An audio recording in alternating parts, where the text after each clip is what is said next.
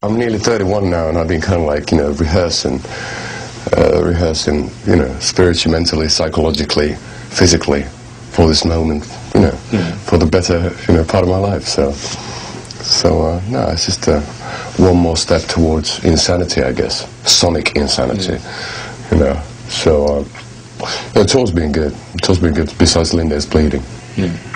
It's so funny, actually, on the internet, there's like a lot of rumors that he's like a, full-blown cocaine, meth addict or whatever, but we were just laughing our asses off because of that. But no, everything's good. It's just, it's been very, very different for the band, at least for me, because it's the first tour, a long tour I've been doing sober. So that's a big difference, and it also, has mellowed the rest of the guys out a lot as well, so we're not partying that much, rather concentrating on music. So I guess that's our only chance. There's always better parties, there's always people who can drink more, but there's not a single person on earth who can play love metal better than us.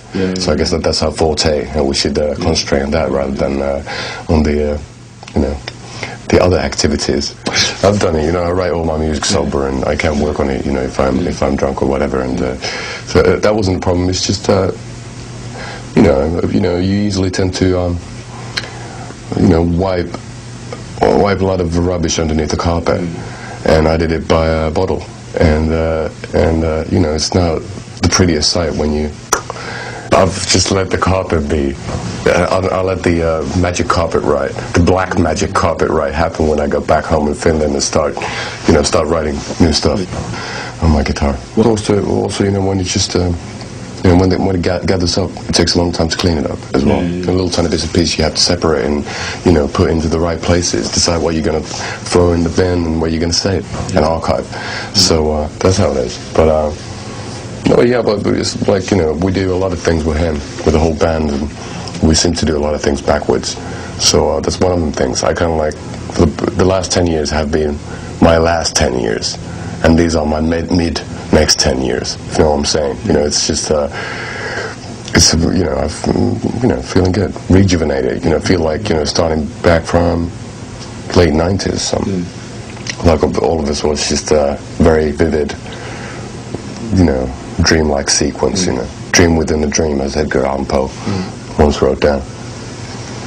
No, what's my plan? No, basically, the only thing, you easily get up in a situation where you're very self-centered. Obviously, when you're a writer or you're a so-called artist, you're very self-centered because you write the songs and you write about the things you've been going through yourself. And I kind of like, for some reason, forgot the existence of my parents, who've always been really close to me because of my drunken haze. And I don't want to disappoint them. I don't want to disappoint the band. I don't want to disappoint our lovely manager, Seppo. I don't want to disappoint you. I don't want to disappoint myself.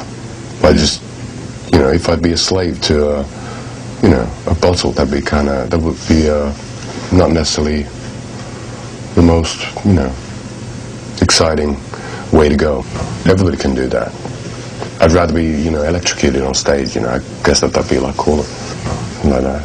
I'm writing bits and bits all the time, but usually, when we keep on traveling, we're in a different hotel room, every other day, so it's fairly hard to concentrate on finishing a song. But a lot of little, I'm, rambling on, just writing things down, and a couple of melodies here and there. Usually when I get the time to relax back at home, that's when I start writing new stuff. But I got ideas for maybe about like 12 songs or something.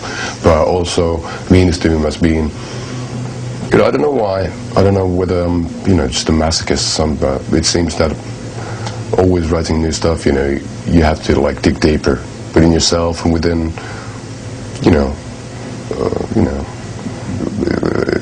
have stronger lenses to look through, and add the stuff underneath the carpet.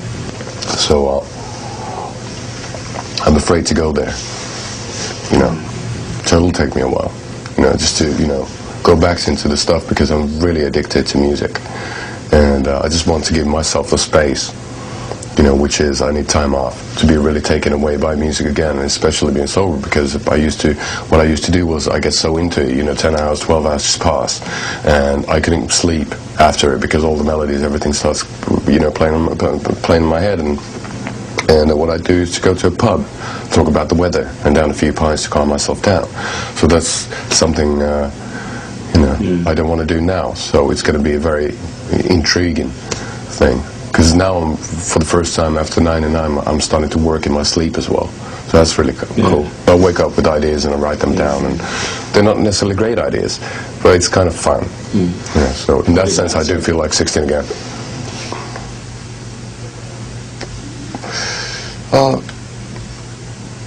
Well, I'm thinking about it like an itch that never goes away.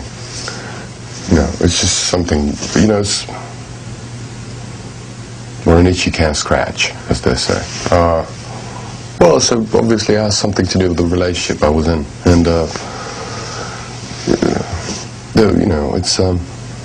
relationship is very easy to end when there's like a big negative reason to do it. But when you're kind of like on the verge, you're dancing on the razor's edge, and there's a lot of positive and a lot of negative things, and it's hard to balance all those things. That's what makes it complicated for me, at least. In that particular song, it seems that through all the negativity in the relationship we had, we were sleepwalking past hope, because we had a lot of hope and we had a lot of similarities and a lot of things we could have worked on, but us being stupid young people who are fairly young, that had too much their own shit underneath the carpet that should have been cleaned out before.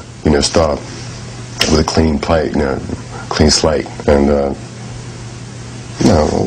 don't know. It's a very universal thing. Relationships are tough. That's what it's all about. And it's just, it's about when do you